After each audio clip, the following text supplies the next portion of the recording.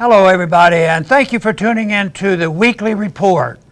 How much did the U.S. government pressure Twitter to ban Alex Berenson? Nearly a year ago, former New York Times journalist Alex Berenson was permanently banned from Twitter for writing the following lines about the COVID shot. It doesn't stop infection or transmission. Don't think of it as a vaccine. Think of it at best as a therapeutic with a limited window of efficacy and terrible side effects profile that must be dosed in advance of illness. And we want to mandate it? Insanity. From the beginning of the COVID hysteria, we followed and cited Berenson many times on the Ron Paul Liberty Report. Berenson took government and mainstream media rhetoric about the pandemic the way journalists used to take it, with a heavy dose of skepticism. And not long after he was banned for saying so, even the CDC director admitted what he wrote is true. But at the time, he was a danger to the government narrative on COVID, and the private social media company Twitter silenced him.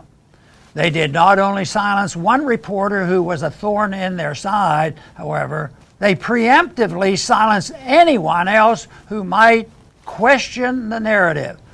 The message was clear to all the would-be Alex Berensons out there.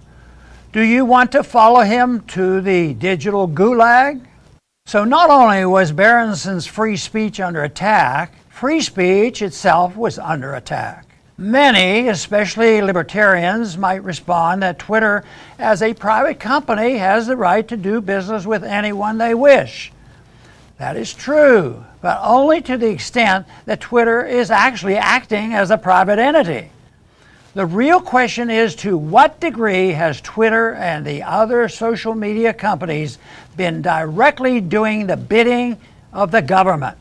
After nearly a year-long legal battle with Twitter over the ban, Berenson settled with Twitter and was reinstated earlier this month. Writing about this reinstatement, he hinted at something very ominous. The settlement does not end my investigation into the pressures that the government may have placed on Twitter to suspend my account. I will have more to say on that issue in the near future. Elon Musk, who had been in a deal to purchase Twitter until a few days ago, responded to Berenson on Twitter. Can you say more about this? Pressures that the government may have placed on Twitter? Berenson replied, I wished I could, but the settlement with Twitter prevents me from doing so. However, in the near future, I hope and expect to have more to report. Questions about the vaccine were silenced, just as were the questions about the origins of the virus. Was it possible that the outbreak originated in a Chinese lab that just happened to be funded by the U.S. government? And if so, how far would powerful people in government wish to suppress any discussion of investigation into this possibility?